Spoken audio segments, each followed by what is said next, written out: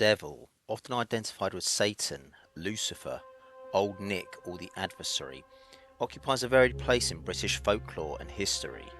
Rather than a single consistent figure, he appears across religious belief, medieval storytelling, local legends, superstitions, and even landscape features. The concept of the devil in Britain stems largely from Christian theology, introduced during the Roman and early medieval periods. He is seen as the fallen angel Lucifer, who rebelled against God and became the embodiment of evil. He is the tempter, deceiver, and enemy of all humanity, testing faith and luring souls to sin. In medieval Britain, he was treated as a very real and active presence in daily life. People believed he could take possession of their neighbours, make unholy pacts with the sinful, talk through animals, influence crops, disease, and misfortune. During the Middle Ages, over a period of 1,000 years, the devil was widespread and deeply embedded into culture and the British psyche. It was thought that he would roam the earth, looking for souls or tempting the weak into wickedness. This belief enforced through sermons, church, art, and morality plays. Illness, failed harvest, and storms would be blamed on the devil in some manner or other. He was tied directly to witchcraft accusations, with numerous women accused of having struck with the devil directly. King James wrote Demonology in 1597, affirming belief in the devil's role in witchcraft. He is also known as a trickster and bargainer, tempting many to the ways of sin. Those stories exist of the devil being outsmarted and outmaneuvered by a clever villager, priest, wizard, or farmer. There are numerous ancient and unusual features in Britain, such as Devil's Dyke in Sussex, the Devil's Arrows in North Yorkshire, and the Devil's Bridge, the latter being that these bridges were built by the devil on the condition that the first soul to cross would be claimed by Lucifer. He can appear as a silver-tongued gentleman in black, or with cloven hooves and horns, accompanied by the foul smell of fire, brimstone, and sulphur. And across Britain he had numerous names: Old Nick, Old Scratch, the Black Gentleman, the Horned Man, and Nick the Devil. A terrifying theological enemy in medieval Christianity, a central figure in witchcraft fears, a mischievous trickster, and symbolic in tales of morality. In this episode of Mythic Albion, we explore the various stories, landscapes, and folklore that the devil has been the focal point of. Because the devil in British folklore is rarely a king of hell, but often a traveller, a dark and terrible passenger. On the night of February 8th, 1855, after heavy snowfall in Devon, something left a trail of mysterious hoof-like prints across the countryside. The trail stretched some 40 to 100 miles across multiple towns, and by the morning, thousands of people reported seeing hoof-like marks in the snow. Reported across 30 locations in Devon and Dorset, the tracks covered a huge range, with the tracks going to people's doors in villages before moving on, going over rivers, walls, and even the roofs of some houses. The London Times reported on the incident on February 16th. Considerable sensation has been evoked in the towns of Topsham, Lympstone, Exmouth, Teignmouth, and Dawlish in the south of Devon, in consequence of the discovery of a vast number of foot tracks of a most strange and mysterious description. The superstitious goes as far to believe that they are the marks of Satan himself, and that great excitement has been produced amongst all classes, may be judged from the fact that the subject has been descanted on from the pulpit. The strange thing about these tracks is that they appear to be made by a bipedal rather than a quadruped, with each step being some 8 inches in advance of each other. Talk was now rife in the region with the assumption that the Prince of Darkness himself had roamed Devon and Dorset one night, seeking sinners. The hoof marks were said to be similar to that of a donkey, but the trail suggested a two-legged creature had been responsible for them. While the exact route is unclear, the route was said to have gone from Exeter to Torquay, which is 25 miles, then 12 miles west to Totnes. Because the trail meandered somewhat, it is thought a total of 100 miles was covered in a single night, in heavy snow and freezing temperatures. Accounts stated that the tracks appeared on rooftops, that they had seemingly jumped from one side of the river Exe to the other. that they had stopped on one side of a haystack and resumed on the other as if they had leaped over cleanly. Several theories have been put forward as to the origin of the tracks, that this was merely a hoax, that the townspeople of Topsham had made them in protest of the church. That sounds rather extreme considering the vast distance covered. Others have cited that these were tracks made by animals such as cats, hare, mice or badgers, but then the tracks were attributed to a bipedal animal. Reverend Musgrave told his congregation that this was an escaped kangaroo from a local zoo. An escaped weather balloon was also posited as one explanation, the mooring shackles causing the marks, but the marks themselves look hoof-like and seem to have deliberate roots. A lack of evidence and eyewitnesses means it is unlikely the source of the devil's footprints will ever be determined. It was said that the townspeople of the local area became afraid to leave their houses at night, because people often fear what cannot be explained, and perhaps that is exactly what the devil always wanted. Crop circles have been a phenomenon that took off in the 1970s, appearing with frequency in Wiltshire, an area near Stonehenge. Crop circles began to gain traction throughout the 80s and 90s, with numerous circles appearing all over the world. Were they left behind by alien visitors, flattened by freakish weather, or the result of bizarre electromagnetic fields? But what if I told you that the first crop circle was reported much, much earlier than the 1970s? The first reported circle occurred in 1678 when a newspaper pamphlet article titled "The Mowing Devil, or Strange News out of Hertfordshire" was published on August 22nd of that same year. It depicted a woodcut illustration showing a plump black devil with scythe mowing a circular pattern in a field. The pamphlet tells a story of morality, of a farmer that refused to pay a labourer a fair wage to mow his oats. In anger, he decried that he would rather the devil mow it himself than pay his sorrowful yeoman, and that night it was said that his field was ablaze with fire, but the next morning the field is unharmed and the crop is perfectly cut in a neat circular pattern, too perfect to have been done by human hands. It was as if the devil had a mind to shew his dexterity in the art of husbandry. He cut them in round circles and placked every straw with that exactness. The farmer was said to be afraid to remove them. The article itself serves to tell of a warning about greed, that the farmer is punished for refusing to pay fair wages and treating his poor neighbours badly. The devil's act serving as an instrument of moral justice. There is also a religious lesson here, that the devil is very much real, that by extension hell is real, and that people need to obey Christian morality. The article also serves as an early form of sensationalistic news, encouraging the spread of news articles and gossip. Interestingly here, the moral argument impressed on the farmer matters more than the explanation of the crop circle itself. Historians as such have treated it as nothing more than a moral fable, and that the crop circle is incidental to the story itself. Perhaps the appearance of crop circles hundreds of years later is neither extraterrestrial in nature or the result of freak weather or elaborate hoaxes. Perhaps it is the devil making work for idle hands. In the north wall of the nave in St Mary's Church, Brent Pelham, is an ancient tomb. Its great black marble depicts the four great evangelists and a large cross thrust into the jaws of a dragon. The Latin inscription refers to the legend of Piers Shonks, Lord of Pelham, who slew the dragon of Brent Pelham and outsmarted the devil. In the 13th century, a dragon lived beneath an ancient yew tree in a field within Brent Pelham, Hertfordshire. A cruel and unnatural creature resembling a large worm with 2 arms, a pair of leathery wings and blue scales, larger than a horse, it was a terrible beast indeed, burning crops and destroying livestock. Sir Piers Shonks, who lived in a moated manor house, whose ruins today are still referred to as the Shonks, vowed to rid the village of this monster. A giant of a man and a superb huntsman, he set out in battle armour on his horse and 3 hounds, said to be so fast it seemed that they must have wings.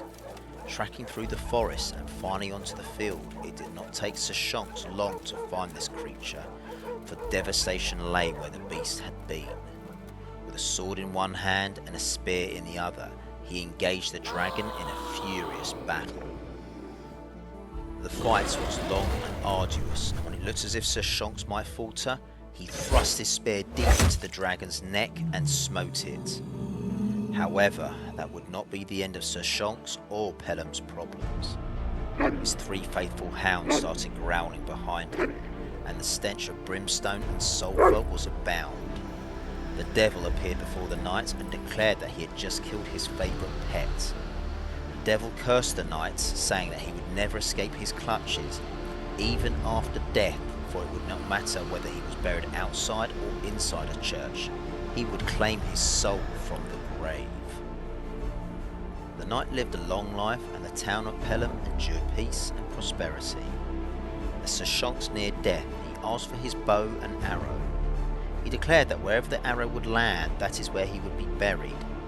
He loosed an arrow outside his window, and it hit the north wall of the local church, and the knight decreed that this is where his tomb shall be, within the wall itself, neither inside or outside a church, but in between. The devil was denied his prize. This is a tale of the devil attempting to bind someone with an impossible bargain, usually with a clever condition. But here, the human escapes by being cleverer. A classic myth linked to Christianity defeating chaos, civilization overcoming wilderness. The act of being buried within a wall represents that of being in between, those liminal spaces that can have power, doorways, boundaries, and crossroads that feature heavily in British folklore. However the story is perceived, in short, it is a Hertfordshire legend about a man who kills a dragon, angers the devil himself, and then cleverly escapes damnation by being buried in a place neither inside or outside a church. The Chanctonbury Ring is an ancient prehistoric hill fort on the South Downs in West Sussex and one of the oldest sites in England. Built around 500 BC, it sits on top of a prominent hill about 240 metres high. The ring is a circular earthwork, a bank and a ditch which encompasses an area of approximately 1.5 hectares. Historians believe the area to have been a defensive site, a livestock enclosure, or a place of religious or spiritual significance. At least 2 Romano-British temples were built inside the ring, and it's been a site of significant importance for over 2,000 years. What makes it instantly recognisable today is the circle of beech trees that crown the hill. But the trees themselves have only been there some 300 years, a recent addition in many aspects. It is unsurprising that given its age, it has a rich history and a strong supernatural reputation. The ring has picked up a variety of lore and has been home to witchcraft, ritual activity, ghostly sightings, UFO reports, and unexplained feelings of dread. A textbook example of how folklore can form around a place like this. But the site has long been associated with devil worship and summoning him. If you run around the trees 7 times while the clock is striking midnight, the devil will emerge from the wooded area offering a bowl of porridge. If you run around the trees in an anti-clockwise fashion, he will appear offering milk. If you run around the trees 3 times on Halloween or Midsummers, he will offer you a bowl of soup. This will invariably involve making a bargain for your soul, or if something has upset him, he is apt to chase you through the trees. There have been many variations as to how one would raise the devil, from wearing no clothes at all to counting the trees or staying the night.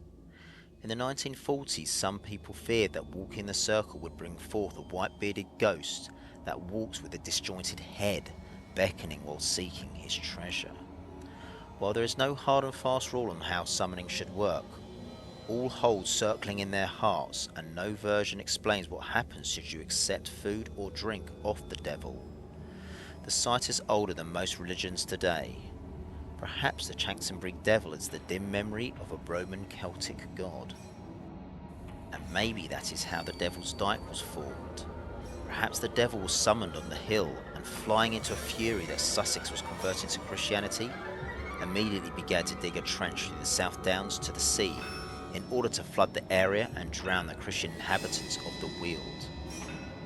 A hermit called Cuthman made a wager with the devil that if he could complete the trench by dawn, he could claim the hermit's soul. If the devil was to fail, he would have to abandon his foul mission and leave the people of Sussex alone. Accepting the challenge, the devil went to work. The hermit decided to light a candle in his window and startled the rooster to crow. The devil believed that dawn was approaching, fled, leaving the trench unfinished, which would become to be known today as the Devil's Dyke. The Devil's Chair is an interesting place, as it isn't just one location, but is a recurring theme in British geography. The most famous example being located on the Stipperstones Ridge, in Shropshire near the border of Wales.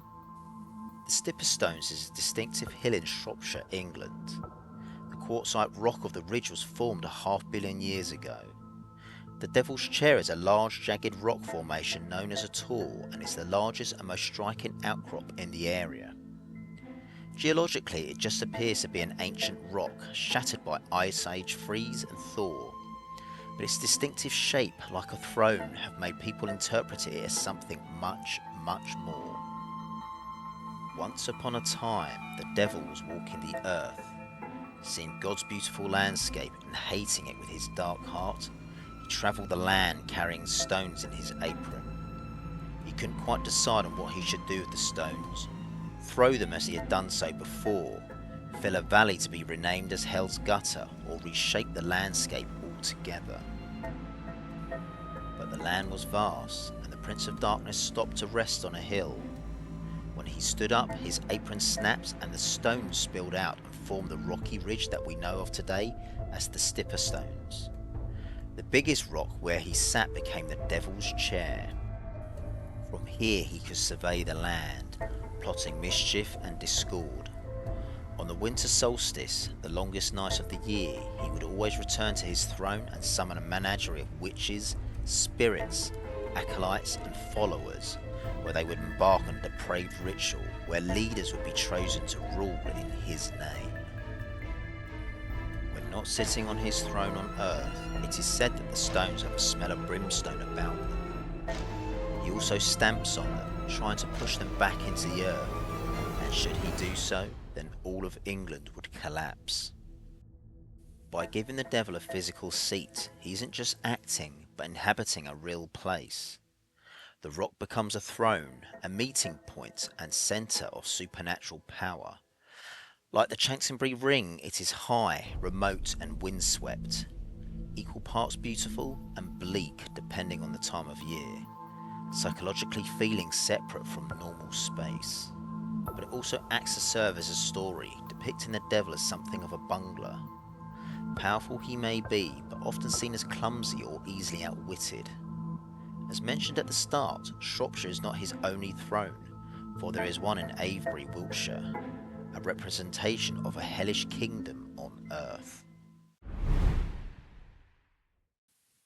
Jack O'Kent is an English and Welsh folkloric character, usually depicted as a cleric or wizard. He's a direct opponent of the devil who he regularly beats in bets and challenges. He has deep roots in Herefordshire and Monmouthshire and is credited as being instrumental in the creation of certain geological features in the region. Jack is known as being someone with supernatural abilities and living sometime in the late medieval period. Above all else, he is famous for outwitting the devil not once, but several times. In many legends and tales featuring the devil, the theme is that of a figure of fear or dread, but the encounters with Jack are almost comical. It usually starts with making a deal with the devil, twisting the words, or exploiting loopholes in the bargain. We start off with the tale of how Jack convinces the devil to help him build a bridge in a single night. The payoff being that if he can do this, then the first soul to cross the bridge will be claimed by the devil. An impossible task for a mortal, but child's play for the devil. The following morning the bridge is built. Jack walks up to it. Spying a hungry dog, he tosses a bone to the other side. The hound scurries across, thus the devil only gets to claim the dog's soul.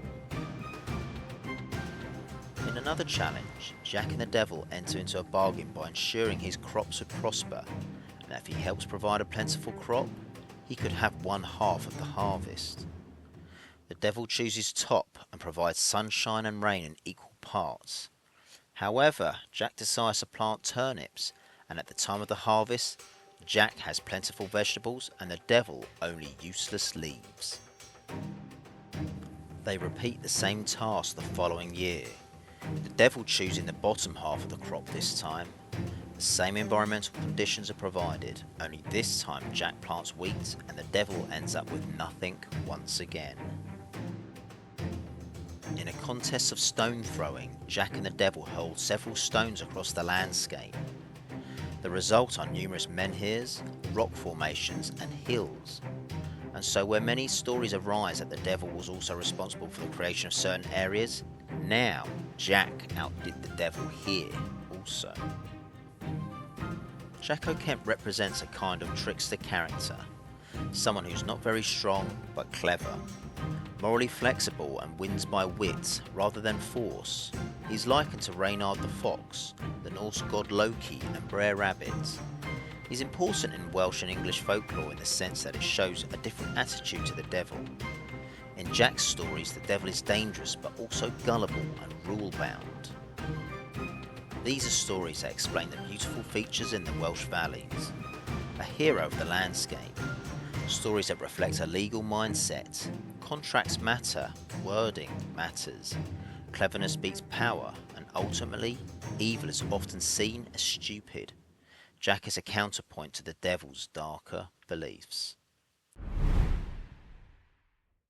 If you like today's episode, please be sure to leave a like and review. It helps others find their way back from the path of damnation. And so, across Albion, the Devil left his mark in more ways than one. And not in one location, but everywhere, up and down Great Britain. In lonely hills crowned with ancient trees, in ruined churches and forgotten crossroads, strange footprints appearing in the snow and cruel bargains that on the surface can seem lopsided. For centuries, the people of Britain believed the land itself was alive with unseen forces. Christianity came and painted over the old pagan world, but many ancient places remained. Beliefs, fears and taboos simply took on a different form.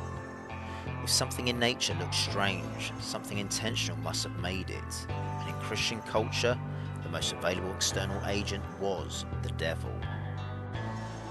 Hazardous landscapes, features that came before Christianity, explained away as being the Devil's work.